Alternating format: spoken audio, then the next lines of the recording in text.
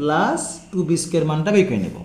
দেখো এখানে 2 আছে, এখানে 2 আছে, তাহলে 2টা আমরা কমন নিলাম। তাহলে 2 কমন লিখে থাকতেছে এখানে a স্কোয়ার, এখান থেকে 2 কমন নিছি, তাহলে 2 বাদ যাবে, কি থাকতেছে আমাদের b স্কোয়ার। তাহলে এখানে কী করছি আমরা 2 কমন নিলাম। কেন 2 কমন নিলাম? দেখো এখানে 2 আছে মানে উভয় জায়গায় 2 থাকার কারণে 2টা কমন নিয়েছি, আর 2 কমন নেওয়ার কারণে এই 2 বাদ থাকতেছে a স্কোয়ার, এখান থেকে 2 কমন নিয়েছি, 2 বাদ থাকতেছে আমাদের b স্কোয়ার। এখন কোন সূত্র দাঁড়ালো? 2 into a square plus b square সূত্র দাঁড়ালো। তাহলে 2 into a square plus b সূত্র কি জানি আমরা? 2 into a square plus b সূত্র জানি a plus b whole square plus a minus b whole square. তাহলে 2 into a square plus b সূত্র কি জানি আমরা? a plus b whole square plus a minus b whole square. তাহলে a plus b এর মান দেখো তো কত দিচ্ছে আমাদের? 13। তাহলে আমরা a প্লাস b এর জায়গায় আমরা 13 বসিয়ে দিলাম, উপরে হোল স্কোয়ার দিয়ে দিলাম plus a minus b, a minus b মান দিচ্ছে 3, এখানে 3, a মাইনাস b এর জায়গায় আমরা 3 বসিয়ে দিলাম। তাহলে 13কে যদি স্কোয়ার হলে কত পাবো আমরা? 169 পাবো। আর 3 কিসে গেলে কত পাবো আমরা? 3 কিসে গেলে পাবো আমরা 9 পাবো। তাহলে 169 আর 9 যোগ করি, কত পাবো আমরা? 178। এই আমাদের অ্যান্সার।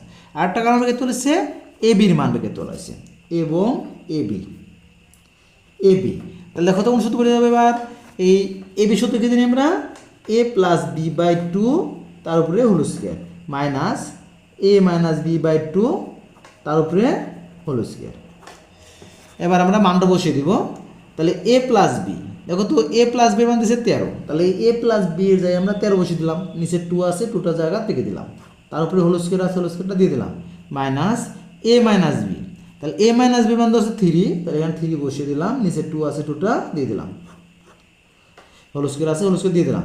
তাহলে স্কোয়ার কে পায়? এই উপরেও পায়, নিচেও পায়। তাহলে 13কে যদি স্কোয়ার করি কত হবে আমাদের? আমাদের হয়ে যাবে 169, আর 2 গেছে করলে হয় 60, মাইনাস এই 3 গেছে করলে কত হবে? 9, আর 2 গেছে করলে হবে 4। এখন আমরা কী করবো? এখন আমরা এই 4 আর 4 লসাগু করবো। তাহলে এই 4 আর 4 লসাগু হয়ে গেল 4। তাহলে 4, এই 4 এর মধ্যে যায় একবার, 1 দিয়ে উপরে গুণ, 1 দিয়ে 169 গুণ করলে 169, মাইনাস আছে, মাইনাস দিলাম। এবার এই 60 দিয়ে আমরা কী করবো? এই 60 ভাগ করবো। তাহলে 60 এর মধ্যে যায় একবার, 1 দিয়ে 9 গুণ করলে 9 কে 9, 169 থেকে 9 বিয়োগ করলে 160, ভাগ হচ্ছে 60। এই 60 দিয়ে 160 ভাগ করে দেবো আমরা 40 পাবো, সমান 40। তাহলে এই বির মান পেয়ে গেলাম আমরা।